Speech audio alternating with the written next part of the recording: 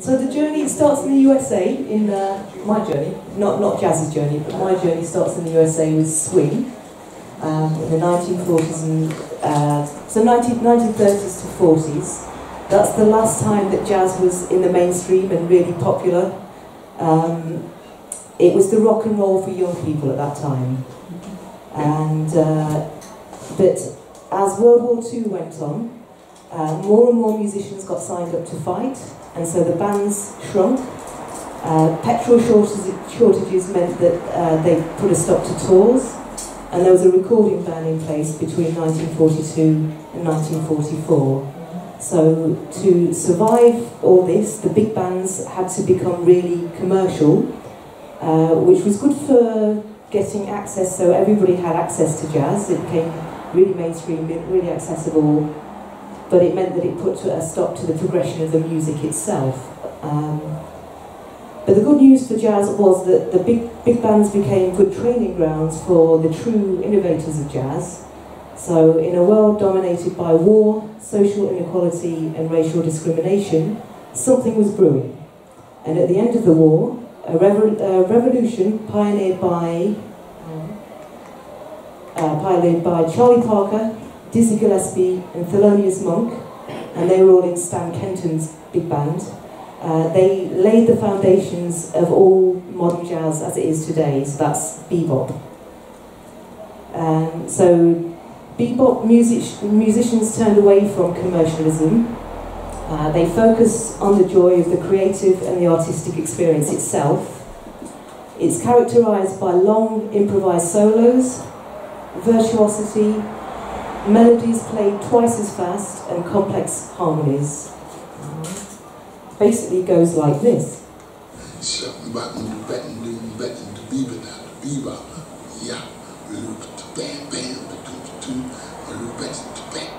As Dizzy Gillespie would say. So this was great for jazz music, but it made it less danceable and more complex to listen to, and so less accessible for the mainstream people. Charlie Parker didn't think so. His quote, which I'll go back. He didn't think so. I mean, he had no idea that bebop was so different from jazz.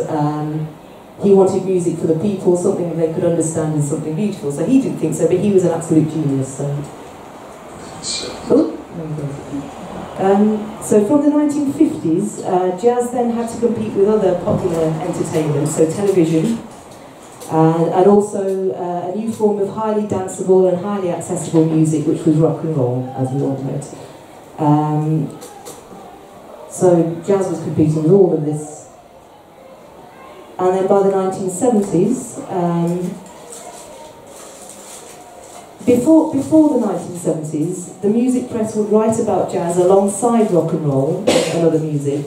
So if you were into rock and roll, you could still pick up what was going on in the jazz scene at that time.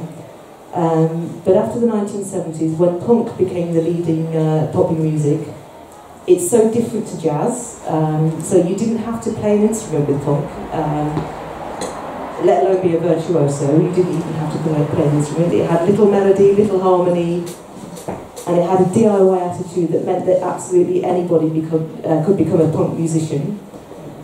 Because it was so different to jazz, the music press then decided to split off the different genres of music.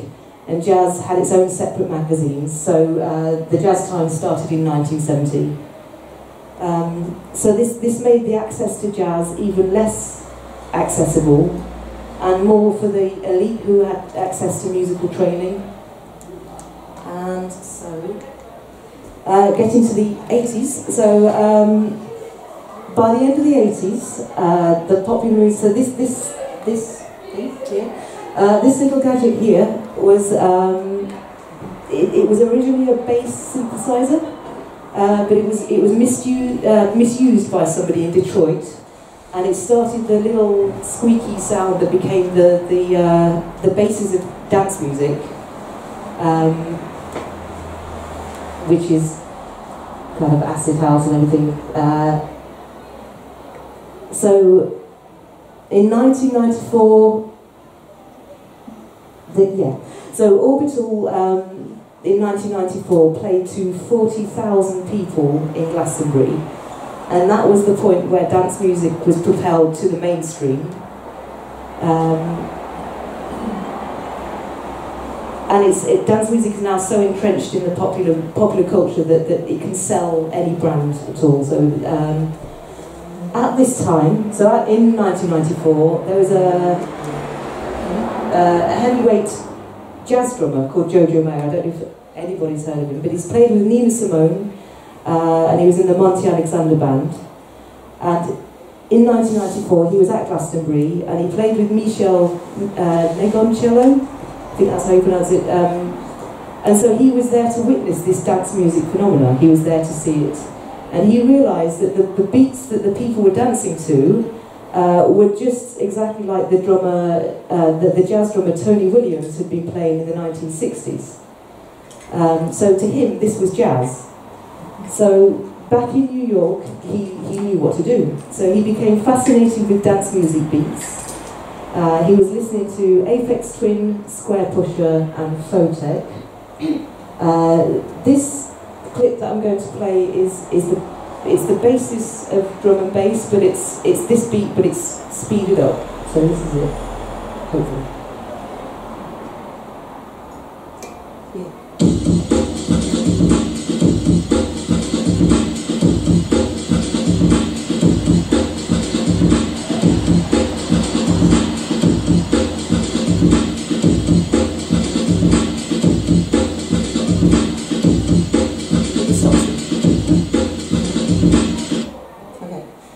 So that was the basis of drum and bass. As we know, they speeded that beat up. And Square Pusher is something like this. Square Pusher's fucking day. Makes all the different styles of drum and bass.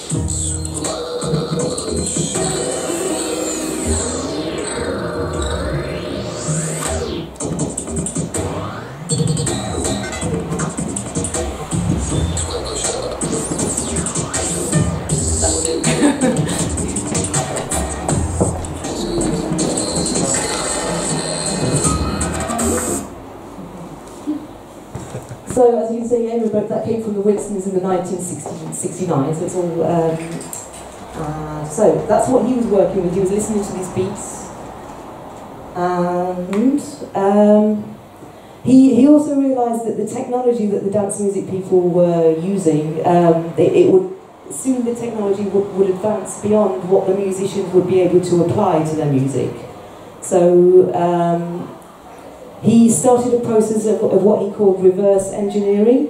So it meant that he took this music and he studied it and he played it live on real instruments and improvised it. So basically, it sounded like jazz. It sounded like dance music, but it was all jazz. So this is it.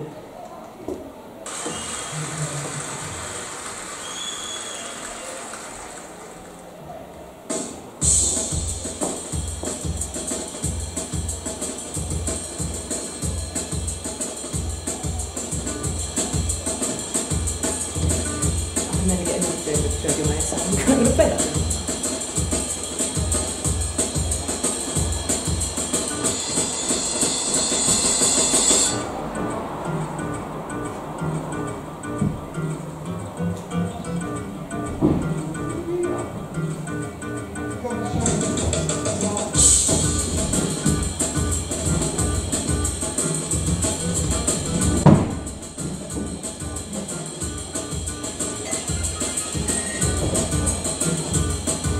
I could listen to that phrase, but yeah.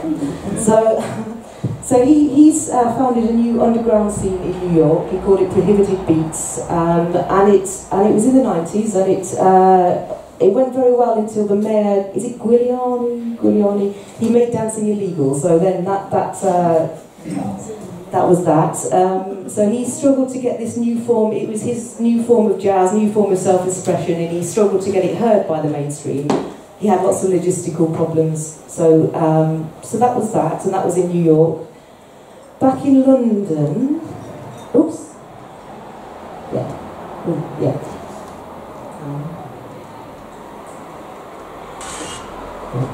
Back in London, in 2003 in London, somebody called Justin Mackenzie and Adam Moses set up a night called Jazz Refreshed in a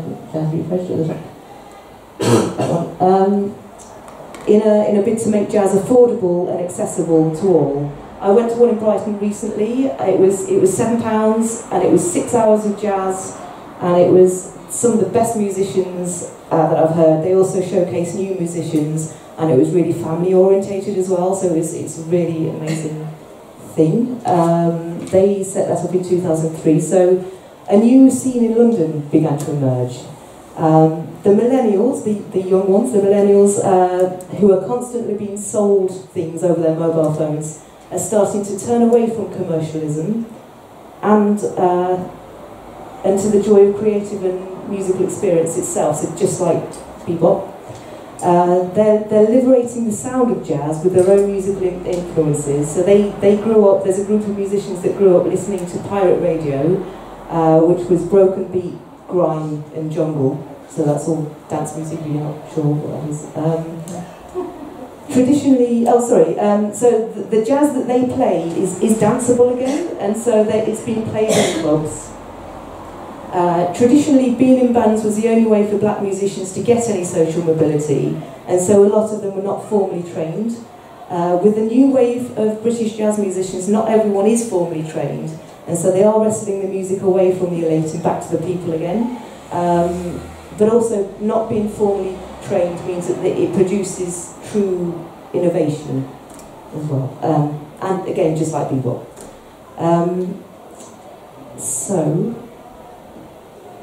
Yes, so London, according to Rolling Stone magazine, London is the new epicentre for jazz at the moment. The leading scene is people like Moses Boyd. He's influenced by grime, and Duke Ellington, so two very different genres. And then Yusuf Days, who is influenced by grime and Tony Williams. Two brothers, as it happens. Yusuf Days has become so popular that he's recently recorded his new album at Abbey Road. So he's making jazz rock and roll again. The way jazz is becoming more accessible to young people as well. The way it's being presented has changed. So the BBC reports that young people are streaming more jazz. It's also, they're using Instagram and Twitter and also YouTube. So this young man here, in 2012, this young man put up one of his YouTube videos. He went to sleep, and the next morning 100,000 people had seen his video, including Quincy Jones. So Jacob Collier, this guy, has been hailed jazz's new messiah. And he's also one of the most creative and innovative musicians around. So he was also self-taught and not formally trained. This is incidentally my own little blog that I wrote about him on. I can explain the title in a second. Another thing that's happened in 2013, the first 3-day outdoor camping jazz festival, Love Supreme, was founded. And the press at the moment, so the Times, the Telegraph, the BBC, are all reporting that jazz has become cool again with young people. I've been to Love Supreme for the last couple of years, and I can report that it does have there's lots of young people there. It does have a Glastonbury feel to it. I saw Jacob Collier there a couple of years ago, and he draws in a big young crowd. Just to go back to why I did that title. So why does Jacob Collier make grown men and women cry? I saw him at Love Supreme. I went outside the tent and saw one of my friends, Dave, who's a grown man, crying. And I went and bought the CD from Jacob Collier, read it, started crying. I looked at Jacob Collier's fans, they were all crying, everyone's crying. He's just an amazing musician. That's why I wrote that. But so it seems that the spirit of jazz always comes to the fore during difficult political times. So the same as during the war, the same as kind of now, really. So what is it about jazz that makes it become popular during these times? So it's all about freedom, it's all about self-expression, and it's all about creating something new and communing with something higher. So those are the reasons why I think jazz has become popular again. Thank you very much.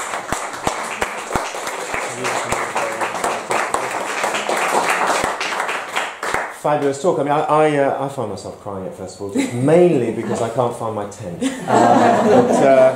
Does anybody have any questions? It's brilliant talk. Yes, down here.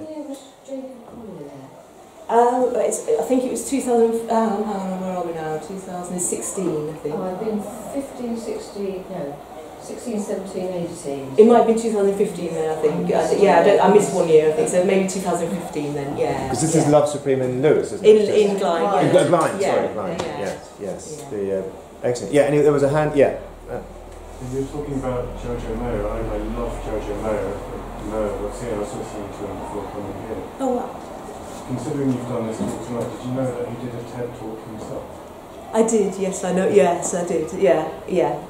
What did he? 0 to 0, was it? He's talking about the difference between music that's created in dance music by a machine versus a human who will make mistakes, tiny mistakes in timing, which he argues makes it better.